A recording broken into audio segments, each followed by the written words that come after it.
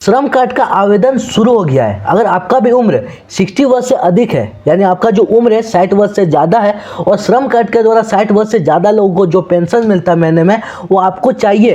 यानी श्रम कार्ड का जो लाभ है, जो बेनिफिट है, जो महीने में पेंशन को दिया जाता है, वो आपको चाहिए। और 2 लाख तक का जो इंश्योरेंस भी दिया जाता है, वो भी आपको चाहिए। यानी सरकार के द्वारा श्रम कार्ड के आपको जो लोगों को बेनिफिट मिलता है, जो लोगों को लाभ दिया जाता है, वो लाभ और बेनिफिट आपको भी चाहिए। ठीक है, तो सबसे पहले उसके लिए आवेदन करना होगा। ठीक है, तो आवेदन को कैसे कर सकते हैं, क्या प्रोसेस है आवेदन को करने का, कौन कौन सा डॉक्यूमेंट्स लगेगा, कहाँ जाकर आवेदन को कर सकते हैं, और कौन से लोग आवेदन को कर सकते हैं और कौन से लोग बेनिफिट को ले सकते हैं, कौन से लोग बेनिफिट को नहीं ले सकते।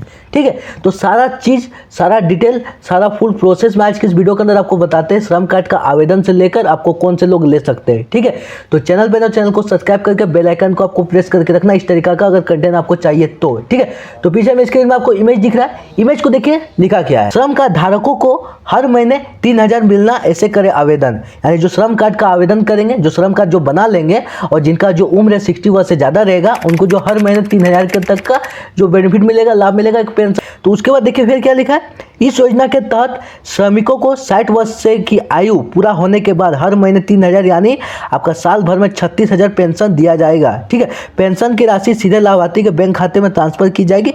इस योजना के उद्देश्य बुजुर्गों, श्रमिकों और समाजजनक जीवन जीने के लिए आर्थिक सहारा देना चाहते हैं। इसके लिए आपको आवेदन करना होगा। यानी इस तरीका का आपको बेनिफिट को चाहिए, इस तरीका का आपको लाभ को चाहिए, तो उसके लिए आपको आवेदन करना होगा। ठीक है, तो लाभ में क्या क्या है, अगर आपका 60 वर्ष से अधिक है, आपको आगे ही बताया, अगर 60 वर्ष से ज़्यादा है तो आपको हर महीने 3000 का पेंशन दिया जाएगा श्रम कार्ड के द्वारा। ठीक है, श्रम कार्ड का जो द्वारा आपको 3000 का पेंशन दिया जाता है 60 वर्ष से अधिक लोगों को, और वो आपका जो पेंशन आएगा 3000, वो डायरेक्ट आपके बैंक खाते में आएगा। ठीक है, वो हैंड टू हैंड आपको नहीं दिया जाएगा, आपको किसी भी प्रकार से लेने का किसी से जरूरत नहीं है। आपका जो बेनिफिट है, आपका जो लाभ है, आपका जो पेंशन है, डायरेक्ट आपके बैंक अकाउंट में आएगा। ठीक है, तो उसके लिए आपको बेनिफिट को पाने के लिए आवेदन करना होगा। तो आवेदन का क्या प्रोसेस आपको आगे बताएंगे। फिर देखिए, अब बताते हैं कि आपको कौन कौन से लोग इस योजना का लाभ को ले सकते हैं, बेनिफिट को ले सकते हैं। ठीक है, तो देखिए लिखा क्या है, सबसे पहला में इस योजना का लाभ केवल ई श्रम कार्ड धारक श्रमिकों को दिया जाता है जो आपका असंगठित क्षेत्र में काम करते हैं।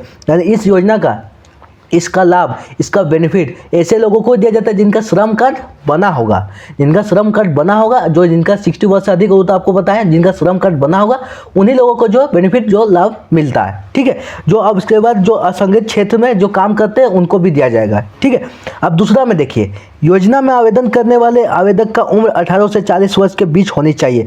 यानी आपका जो 60 वर्ष से बाद में आपको जो मिलेगा, ठीक है, 60 वर्ष से बाद ही आपको जो पेंशन दिया जाएगा, लेकिन आपका जो बनाने की उम्र है, यानी आप बोलेंगे कि हम तो श्रमिक कार्ड जो आगे ही बना लेंगे, तो आपका जो उम्र है 18 से 40 साल के बीच में है, तो आप श्रमिक कार्ड का आवेदन को कर सकते हैं। ठीक है, आवेदन करना चाहते हैं तो श्रमिक कार्ड को आगे से बना के रखना चाहते हैं, तो उम्र में आपका 18 से 40 के बीच है, तो आप कर सकते हैं। ठीक है, आप तीसरा में देखिए, आवेदक श्रमिक की आपका मंथली आय 15,000 या उससे कम होनी चाहिए। यानी आप इसका बेनिफिट को चाहते हैं, इसका लाभ को चाहते हैं और इसका आवेदन को करना चाहते हैं, तो आपका जो मंथली आय है आपका 15,000 से कम है, तभी आप इस योजना का लाभ को, बेनिफिट को और आवेदन को कर सकते हैं। अन्यथा 15,000 से ज़्यादा रहेगा तो आपको लाभ भी नहीं मिलेगा, आपको बेनिफिट भी नहीं दिया जाएगा और आप आवेदन को आपका अस्वीकृत कर दिया जाएगा।